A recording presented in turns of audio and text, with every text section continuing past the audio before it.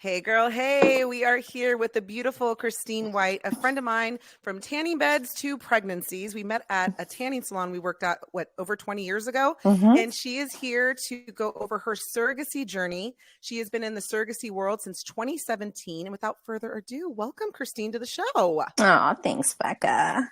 So Thank you. happy to Thank you. have you here. I'm I excited. think it's important this topic came up because it's important to expand our horizons a little bit. Christine's going to go over how this all started, because how do you even get into this world of surrogacy? And we'll go over that with her right now. Let's go over the first question. Christine, tell us a little bit about yourself. So I am a 37-year-old SoCal mom. I have been married for 15 years. And like we said, I met Becca 20 years ago while I had my first job at a tanning salon. Don't shame us. Don't shame us, guys. And I have entered the surrogacy world after 2 wonderful pregnancies and realizing that I was made for a little something more in this world when it came to pregnancies and building families. That is awesome. So I guess the question is where it's at, the elephant in the room. How do you even get started with something like this? I mean, is there one day you just woke up after having 2 babies and oh, I want to get pregnant with another man's baby? So I was attending a party, and I had just recently had my second child, my son. And I had gone to a party that was essentially not far from where my sister-in-law was. And coincidentally, I ended up finding out this girl was a surrogate. I had seen, I don't know if it was a pregnant belly or I'd seen something, and she had said that she had given birth. And I think I had walked in the other room to pump or go home to my sister-in-law's house to feed a baby. I don't remember. Cool. But whenever we had this conversation, it had come up that she was a surrogate, and she kind of she's like, oh yeah, I'm freshly delivered. I'm like, oh, where is the baby? And she's like, oh no, I was a surrogate. And I'm like, come again. Oh, wow. Tell me more. I was instantly intrigued. I was, all the same questions, all the things just kept flooding. It's such an intriguing topic to me. So I immediately went for how was it? Would you do it again? Was this amazing? Why surrogacy for her as well? And I know I had heard about surrogacy when I was younger through a family friend. I knew, but I did not really comprehend until I had my own children and my own babies, and was kind of dealing with postpartum. But by the end of this conversation and hanging out with said person, my husband had actually planted the seed inadvertently and jokingly said, I kind of think you could do something like that. I think that I could totally see you doing something like that. And the seed was planted. And from that day forward, probably for 2 months, I sat on it, and I just thought and thought and thought, and would sit in silence and think and just take the time to really mull it over. There was something to the fact that my husband, after 15 years of knowing me, knew that I could do something like that. Why did he say that? Why would he ever say that? And 2 months later, I jumped in and I just started to research, and I was on my first surrogacy journey that next year. Oh my gosh. So you were done then with your family. So at that time, you decided on your family was complete. Yes, my husband actually had said, he's always said that he's wanted 5 children. Wow. I said, I doubt that will be conducive to me, but we kind of joked that I wasn't really willing to have more kids if it was going to take a longer time span. And whenever we kind of tried or thought about having the third, the first one I was naive to. I didn't realize how much work a kid would be. The second one was definitely you had to pull the trigger. I had to really concentrate on okay, I'm going to do this. I know what motherhood is like now. I know I'm doubling and tripling my plate, but okay, we got this. Whenever we talked about a third one, remember that party that I told you I met the surrogate at? Yeah. I sent my husband home with our newborn, our 2-year-old, and my niece and nephew, and he came back from that party saying, 2 is enough, my love. We're good. That's all you needed. Oh, that's funny. So I decided to have Well, more babies for other people. yeah, so I mean, a decision like that, that was going to be my next question was, going into the thought of it, you have the wheels are turning, and then, your husband was accepting, which is really like so unique, I think. Hmm. Hmm. And then because I think there's a discussion after that. So I guess really the extension of your family. So let's talk about like your mom and your mother-in-law, and then obviously you had small kids. How old were they then? You had when you Two first and got. four. Logan was four. Brody was two. When we really Wow. started to like get the ball rolling. So how was the overall, what did everybody think? Um, After I told my mom, I actually learned that she thought about surrogacy. I have two infertile Oh, aunts. wow. I had two infertile aunts on my dad's side that my mom actually thought about having babies for them. It would have been more traditional surrogacy, I should say, at that point, or maybe like a in family adoption. Um, but it would have actually been me. My mom talked about having another baby Oh, for wow. my aunt, and shortly after my parents ended up getting pregnant with me. It wasn't by plan, but it was one of those things that I don't think that she ever really like she didn't have the intention of ever letting me be adopted, but it was one of those things that, like, well, like we could do this, we could do surrogacy for another person, but we would have to figure out what it kind of would look like, because obviously the traditional surrogacy is kind of like it's a little outdated, but it was a little more accepted and like kind of the only Right. way to do it back then. So it was a thought process. So my mom wasn't surprised by any means. She was actually kind of more versed in it than I think the average person. Amazing. She was all in, she understood. My mother-in-law, my father-in-law, I think they were nervous because, Of they course, wanted yeah. to make sure that their grandkid's mother was going to be okay. Hmm. But it was, I don't think anybody had a big shock when it came to me telling people I was going to be a surrogate. They were like, yeah, that checks. Doesn't surprise me. You Yeah. do pregnancy easy and it doesn't bug you. And um, it just was kind of like a Wow. good fitting thing for me. My kids took it better than I thought. I thought that they were going to have a lot more questions, but they're instantly like, I think at such a young age, Yeah. it was so like just open heartedness, like, oh, Hmm. okay. And the way it was presented to them was not like we're not going to have a baby to bring home, but we're going to help somebody else. We're going Right. into this with a mission of helping somebody else, not necessarily taking away anything from our own family. So, Absolutely. And before, like off camera, we were talking about this, and you explained something so beautifully to that you said to them about how this is beyond like our home, that there is more to this world. Can you like kind of go into that a little bit? So I have made it a mission to teach my children that this life is about relationships and the relationships that we build. We would be nothing without relationships in our life, whether it's Absolutely. my relationship with their father, our relationships together, their relationships at school, their relationships at church, their relationships in our neighborhood, in the community. So I just want to make sure that they understand that there is a positive impact they can always make through their relationships, and to teach people and to share with people their heart, because this world is bigger than just the four of us. It's so much more, and it can be so much more. And not only will you get farther in life, but you'll fill your heart more the more genuine relationships you have, and the good positive ones you have as well.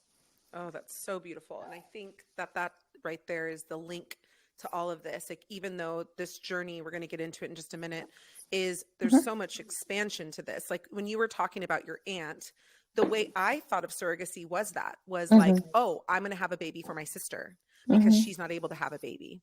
And when we talk about this, I'm just intrigued on how does this even start? Like, you're not posting like a Facebook ad like, "Hey, I want to have your kid." Like, how do you do it? Like, where did you even start? Obviously, you talked about researching and you were thinking about it a lot. Where did you go from here? I mean, you had your resource from the party. Is that who you kind of connected with?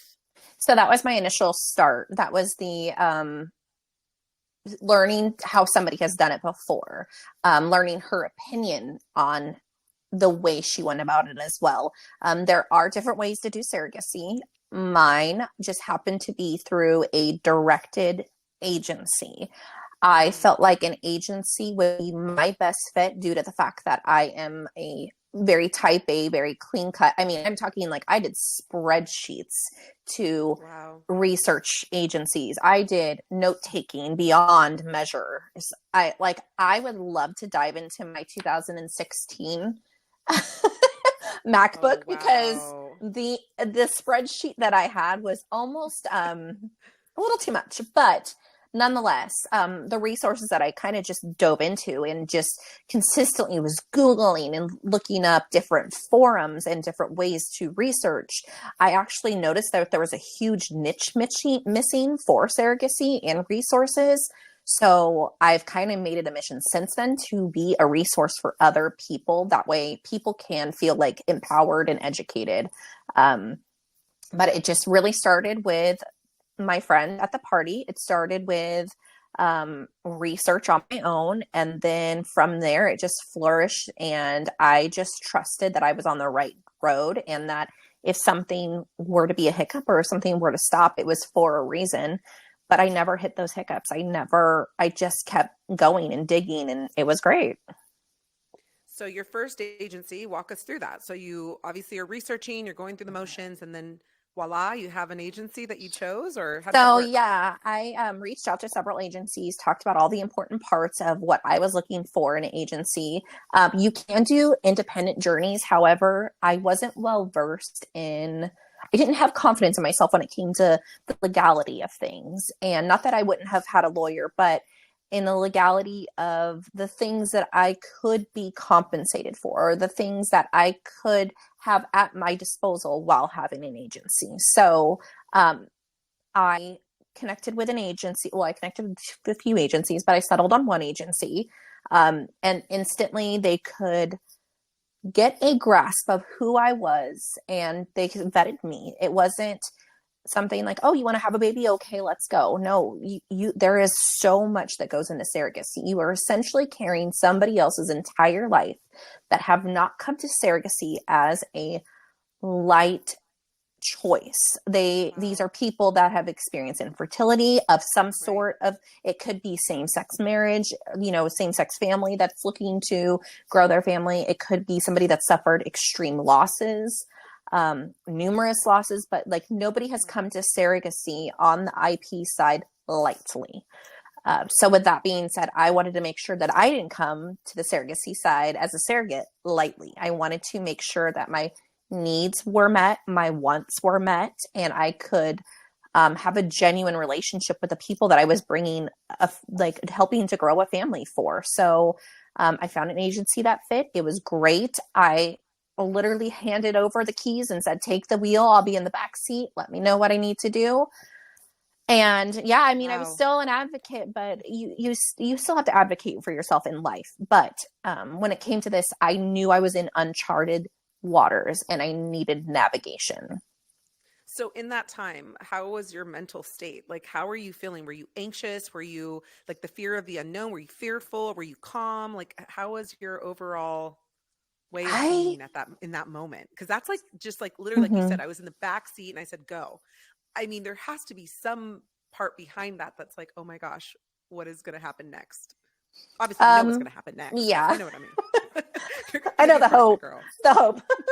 um Honestly, it was excitement. I think a little bit of nerves always happen with like something, the fear of the unknown, and I was a little naive to all the things that could be, but I had enough faith that I was driving in this right direction.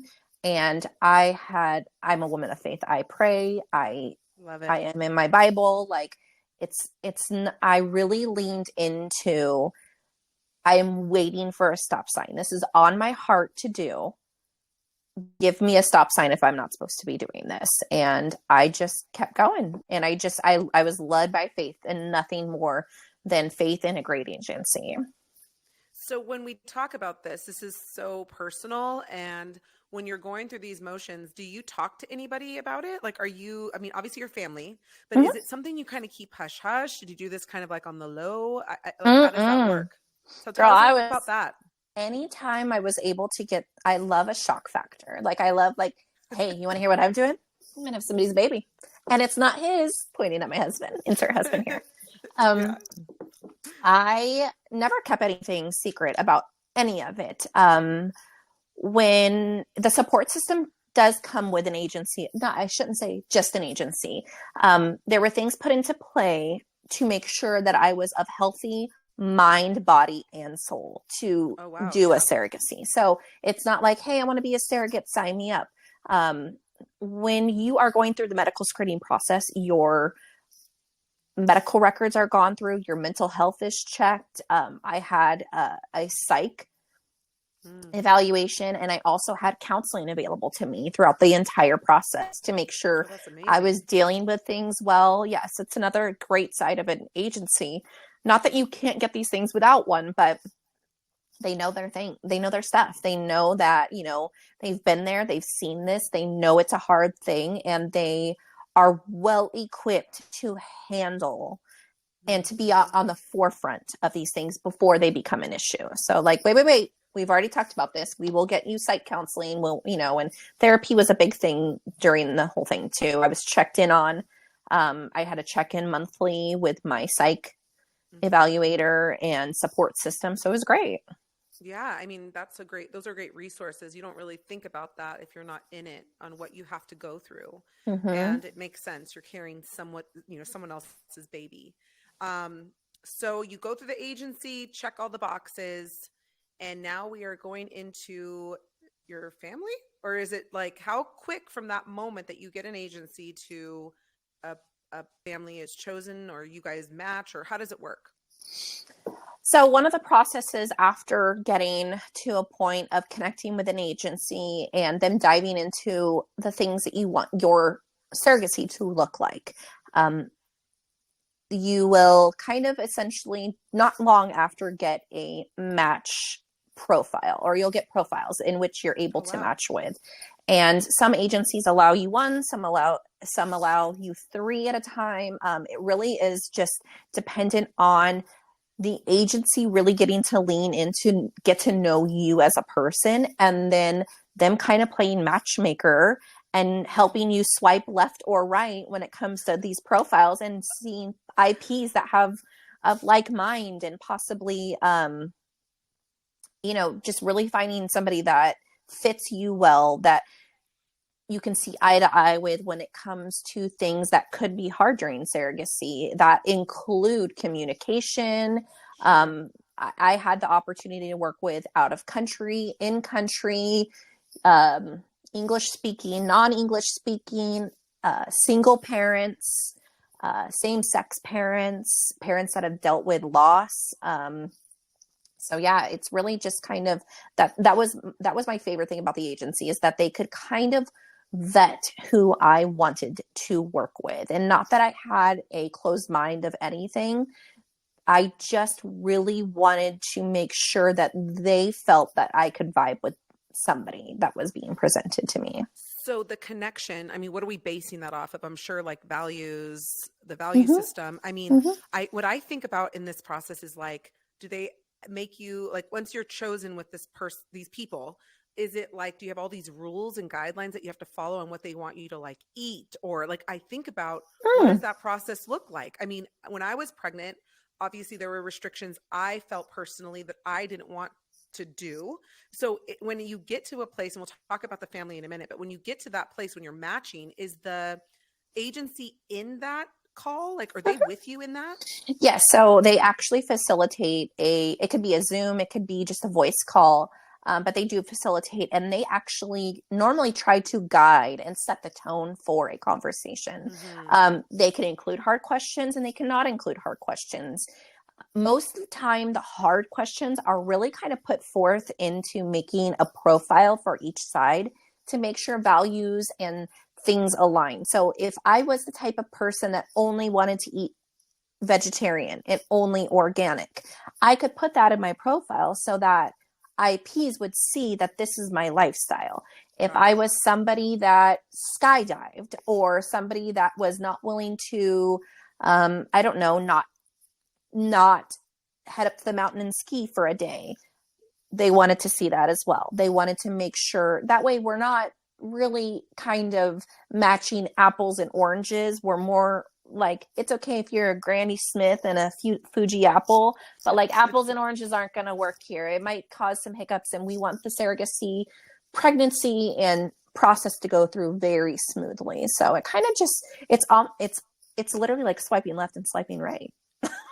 Wow. Really. And it's based on a profile, and you have a Mm-hmm. picture, I'm assuming, of yourself and a Yes, it's bio all. and all Mm-hmm. that. Mm-hmm. Wow. Oh my gosh. I'm like, wow, wow. Because it's like, it's so intriguing. So tell me about your first family. Like, what did that look Mm. like? So Oh my God, I'm so excited for this. my first sweet sorrow baby, from beginning to, let's say, from beginning to delivery, it was about a year and a half, I want to say, the entire journey. It was like 9 months of preparation, getting through legal, getting through everything, medication, set up medical clearances, evaluations for my husband, background checks, just really a deep dive into who I was. And then we did a transfer in October of 2017. And Wow. we were successful the very first time. And little sweet Sebastian was born to his father's July of 2018. And instantly they were smitten. It was a long awaited baby, let's say that. He was something that was very fought for, very sought for. And they came all the way from Essex, UK, to have the baby Whoa. here. Mm-hmm. They came to me. So international means international to us, not, or I'm sorry, to them, not to us, let's say. So whenever we talk Okay. about international parents, surrogacy is not legal everywhere, but Oh, California in particular is a surrogate friendly state. So they actually made their embryos, not with my help. It was with I was a going to egg ask that. donor, Got it. and they were able to make embryos and transfer them to me within, I don't know how long it actually took them. I think it was only probably less than a year to make embryos when they did, from whenever we transferred. But yeah.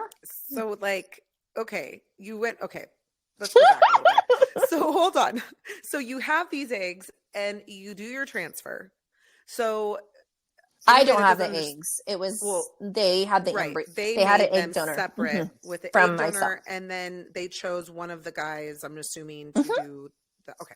mm-hmm, Um, and so now you're doing a transfer, as they call it in that world, right? So, mm-hmm. somebody that doesn't understand that, what does that mean? Like, what does that look like for you?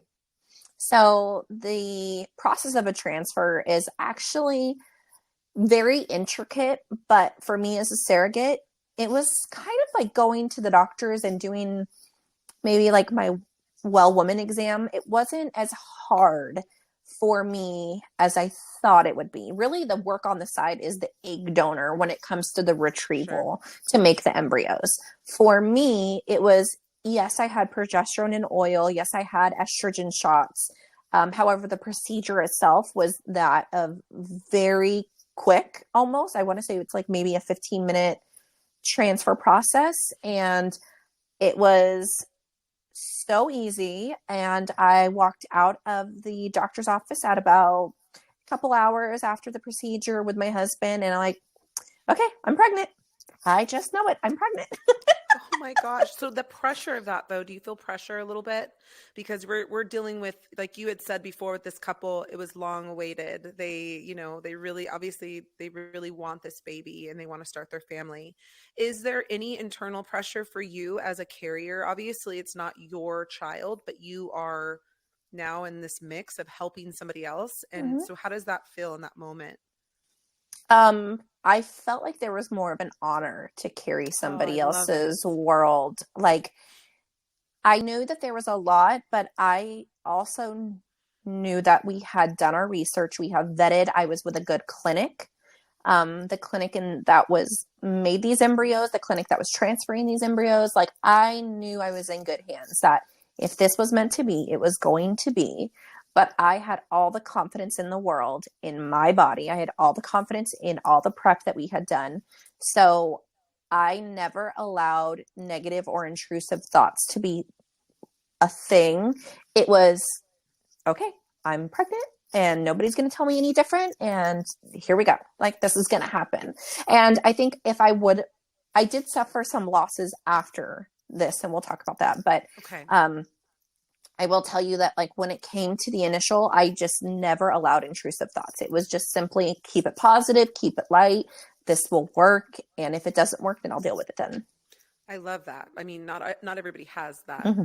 ability, and I think that's Mm-hmm. also going into there is a special breed for a surrogate, and I Mm-hmm. think it takes someone like you that is able to push all those negative feelings to the side and be like, you know what, we're going to go into this with optimism and really look at it as I'm pregnant, like this is it. Mm-hmm. And so, talk about how, because I know back in that time you documented a lot of your journey. And when we had talked about, like, is it hush hush, or tell me what inspired you to start documenting everything, because it was such a beautiful story on your Instagram, Facebook. You had a YouTube as well. Mm-hmm. So talk about what made you think of doing that, and did the other family, like, how did they feel about that?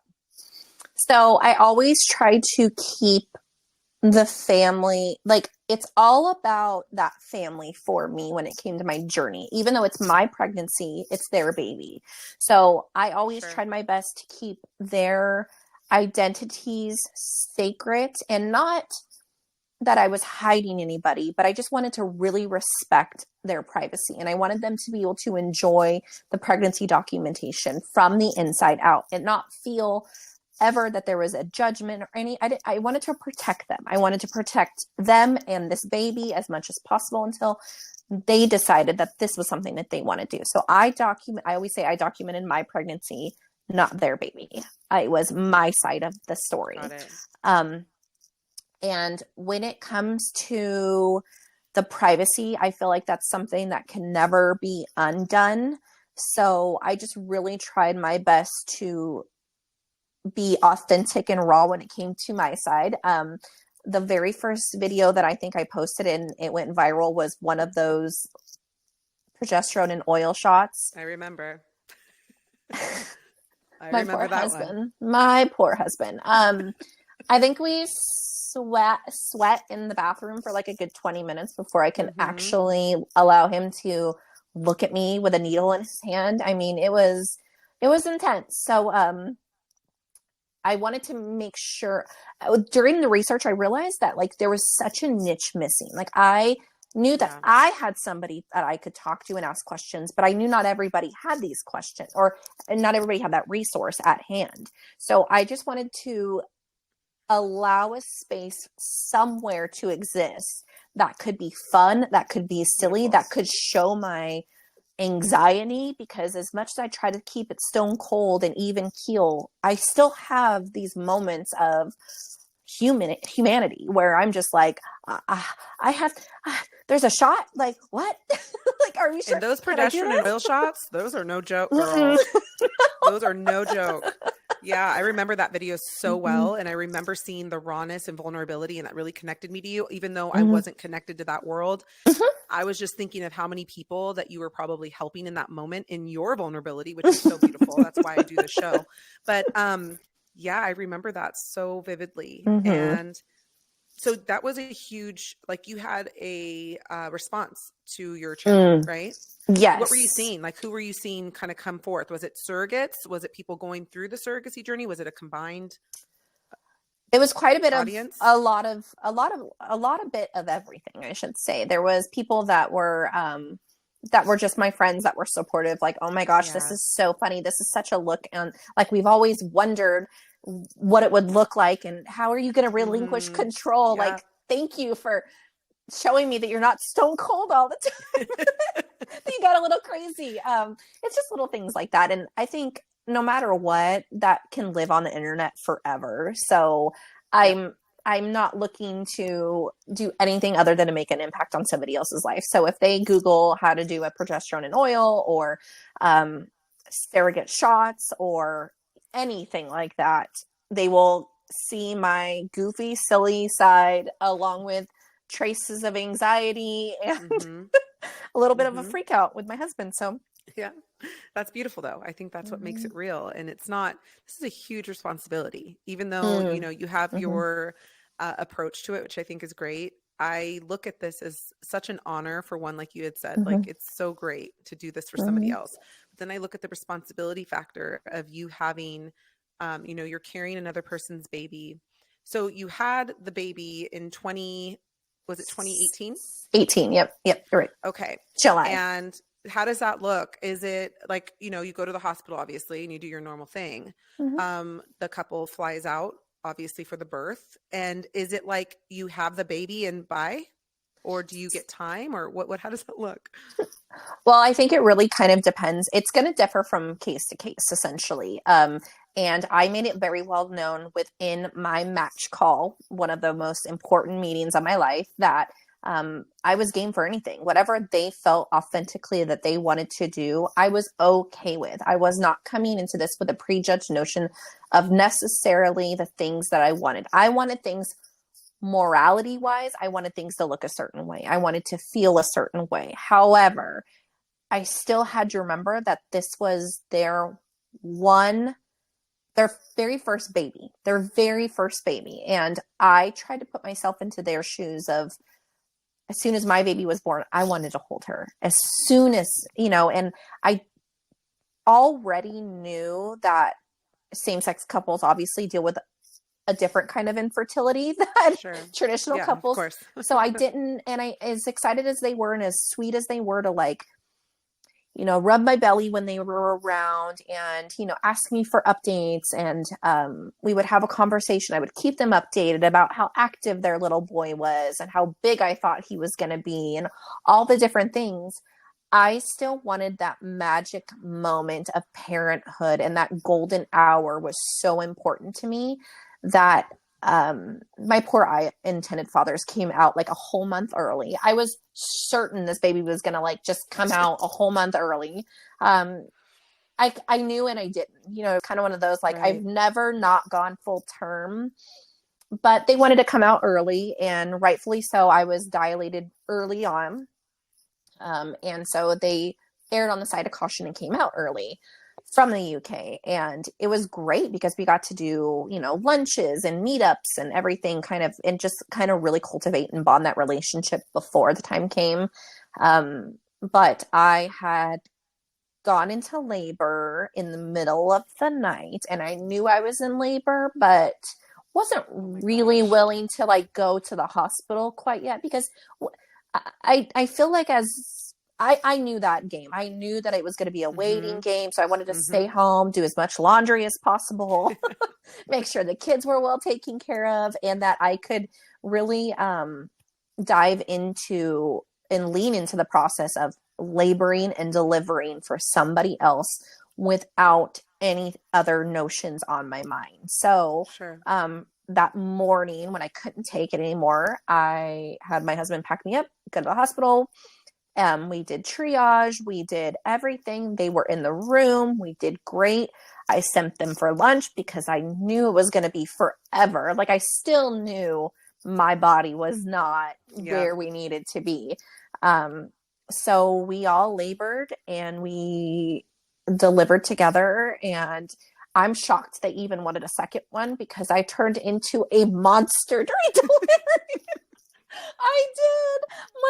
I swear my epidural did not work as well as it did the first two times. But Well, who did we have carry our baby? Who was this girl? Those poor men. But they that were didn't happen so during the great. interview.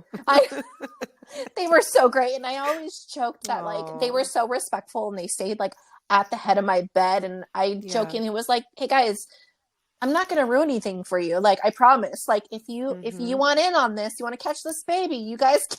And they were just like, "No, we're good up here. Sure We'll watch with love. Thank you." No, but they were great.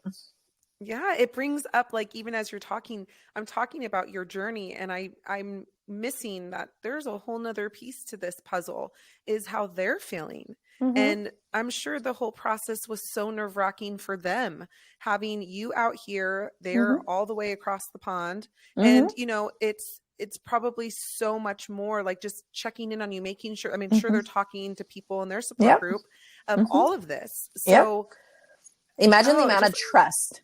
Imagine the amount of yes. trust that they must have had for me. Mm-hmm. And I think that's what's so beautiful about the human connection.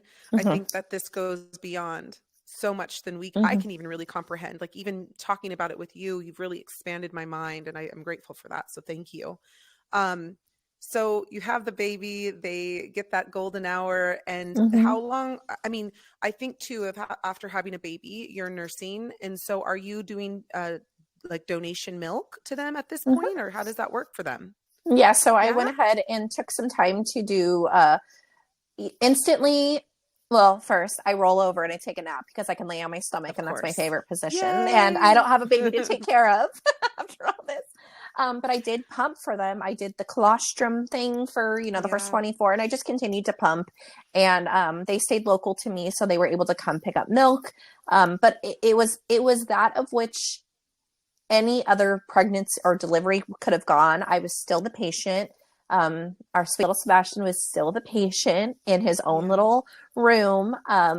We got privacy, but we were right next door to each other. So if they needed anything, they could always come and get me and my husband. It was a learning experience for me because I had never experienced not having to care for a newborn shortly after Yeah. I gave him. And it was a learning experience for them because it was their very first baby. So it was Hmm. good to have the support on both sides because I still felt like, not that I knew their baby any better than them, but I knew their baby. I knew his witching hour. I knew that Hmm. at 7 o'clock he was going to lose his mind in my stomach every single night. So I was eating 2 Oreos and a little glass of milk to like, homeboy, you got to hang out a little bit Oh longer. my Like, gosh, what a let me trip. sleep. It was just little things. It was little things that and I didn't feel like I was connected to the baby in any, I just felt like I knew him. Does that make sense? Oh, Like, I yeah. didn't have heartstrings. It was kind of like, I like to call it like an aunt, like friend, like relationship. Like, I love him and I would have protected him with every ounce of my being, but I knew my role was not his provider. Wow. Oh, give me chills right now. It gave me chills because it's just like there's so much love there, but Mm-hmm. it's not a connection of your own, Mm-mm. how you would have with your kids. Mm-hmm. And so let's talk about your next journey. So you had Sebastian, and now you're obviously going to rest at this point because your body just went through a whole birthing experience. No, I Kind of. instantly said, let's Of do it course you did. again. Let's do it Of again. course you did. This is magical. I want to do it again. I know, I really did. I really said, this is amazing. I cannot believe I feel like a superhero with a diaper on. But No I instantly way. was like, I need to do this again. I mean, it was, Becca, when I say like magical, I just gave somebody their absolute everything. Like, I just cultivated that. I helped make that. And it was so pretty that I was just like, I can't let go of this Are you feeling. human? So Are you human? I I'm don't think you're very much human. human. Very much human, I promise. That is so And we did amazing. try and we jumped in at So six who months I got tried? medical. We tried for a sibling journey for them. 6 months Oh, wow. after. So same people. Same people. We went ahead and tried. However, we were unsuccessful. And after 2 embryo transfers that were unsuccessful, they actually decided to be a one baby family. They kind of felt Oh, some heartbreak in there too, and they had some hiccups on their side along the road, and some, not some like health issues, but just things that like could have been possibly, they had not some health, I want to say probably like a little bit of a health scare. So hmm, they really had to shift their thought process away hmm. from me having another baby to them taking care of their home team. Like, it really had to be about the three Right. of them that were here before they thought about growing And how were further. you during that time emotionally, like having those losses? Mm. Did you come from Um, a successful journey with them to yeah, unsuccessful? I don't take failure well, and I know that really wasn't a failure, but it felt like one. Sure. Looking at paper, it probably wasn't the best um, quality to go into, I should Mm-hmm. say. I don't think that the quality of the embryo was quite what we had experienced the very first time. But with that being said, I can't really remember. Like I can't really pinpoint the the thought process of what went wrong. I just know that I was heartbroken because I had thought it was going to look a certain way and it didn't, which Right. is fine.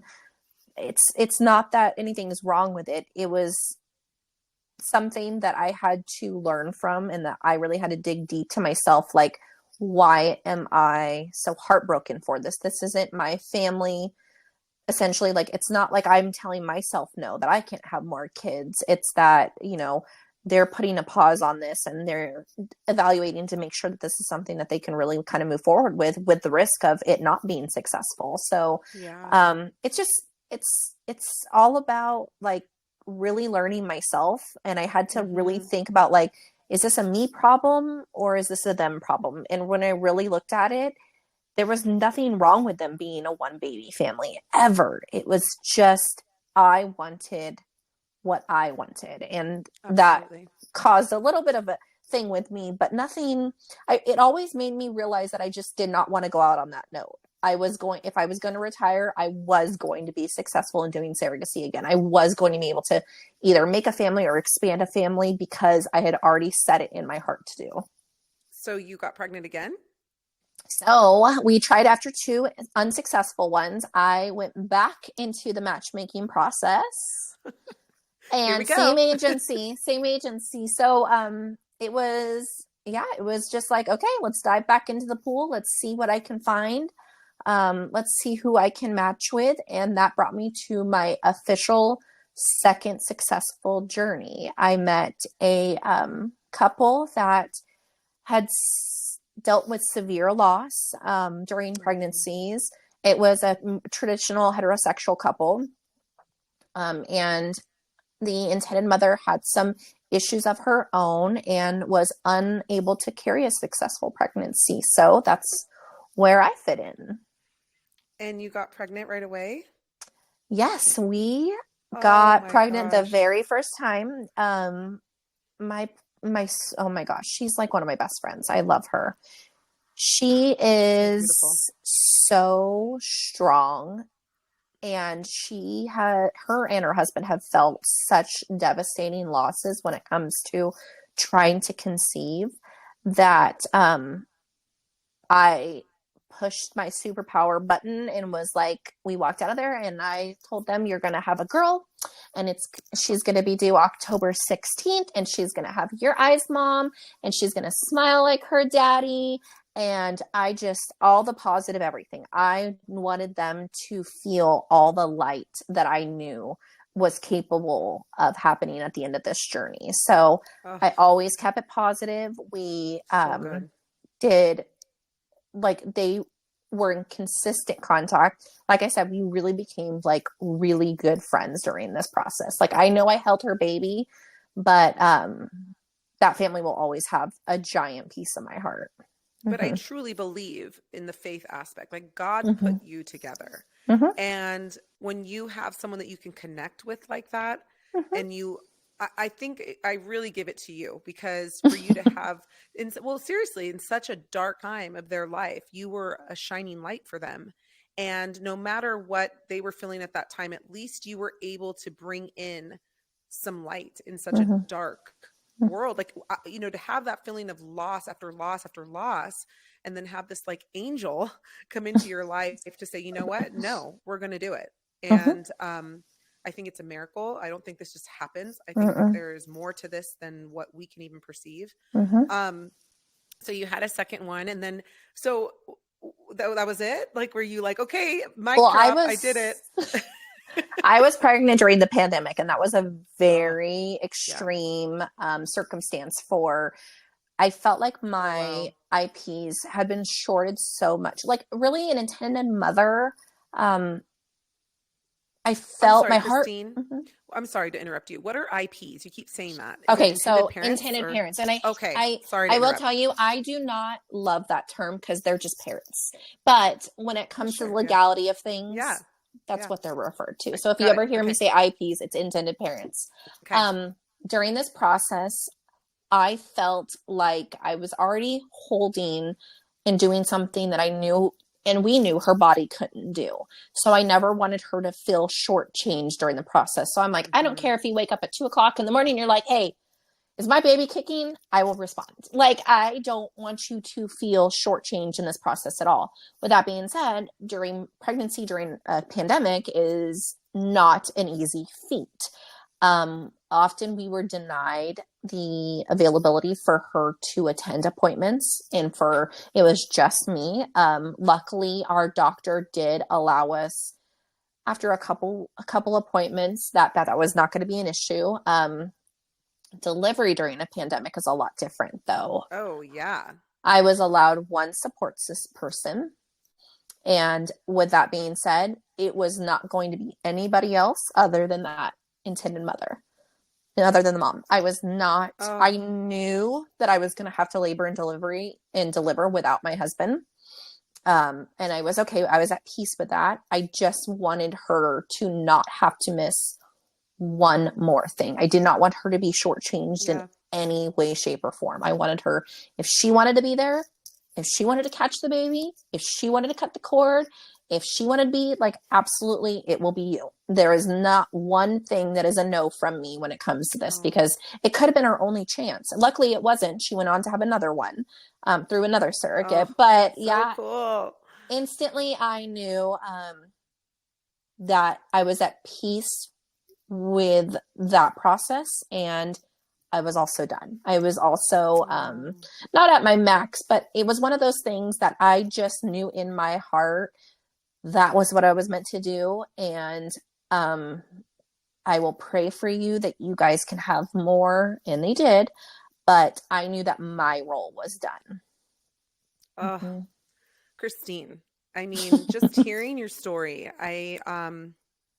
it's eye-opening, and I hope whoever's listening understands that there are a lot of wonderful people out there that do great things. I mean, this is a family, something that, other people you don't realize maybe struggle with Mm-hmm. this whole journey. As you having your family, it was like, okay, I had great pregnancies, here we are, but Mm-hmm. your blessings, you don't realize other people could be really having a gap in that. Mm-hmm. So I just want to take a moment to just end the podcast, though, but I want to end it with any advice that maybe you can share, that maybe a lesson you learned during these journeys, during this whole up and down of your way of finding surrogacy to having two healthy babies in the process. What advice do you have for people out there that are maybe considering being a surrogate, or maybe on the other end of receiving, trying to find someone to have their baby, or maybe they're thinking about it? What do you have for them? First, I believe if you feel like surrogacy is something that is on your heart, to reach out to me or any other person that you know have might have been a surrogate, and they can share their experience with you. I always like to say I'm an open book. I never mind spilling into other people. I actually enjoy it, but also your life is based, your quality of life can be made or break by relationships that you have in your life. And one of the Absolutely. main things that I wanted to teach my kids in this life is that, yes, it is all about our home team. It is the four of us through thick and thin. And one day you guys will go and you will expand your families. It is all about the home team. But everything of quality comes with relationships, and this world is so much bigger than just the four of us. If we can leave a stamp on this world that expands and pours more love into it, I go for it. There is no reason that we can't double the love in this world. Drop the mic. Drop that mic. Christine, where can people find you if they are looking to connect? Where can they locate you? I am on YouTube. You'll see some of my crazy personality pour into those. I am on YouTube at Stork Stories. I am also on Instagram, Stork Stories. That's my favorite platform to utilize with because, I can share little bits and not be so constructed as far as a video. I'm also on TikTok. I'm Stork Stories Original. But yeah, anybody wants to reach out, please find one of my platforms and reach out because I love talking about all things surrogacy. I'm a big advocate and big nerd when it comes to this kind of stuff. So We need more people like you in this world. Thank you so much for coming on oh, Hey Girl Hey. No, seriously. Thank you for sharing your insight. You are a doll. I'm so grateful to have you. You are my first interview, by the way. And so this is a special day. So thank you, Christine, so much for coming. cheers. Thank you, Becca. Cheers. All right. Bye. Bye.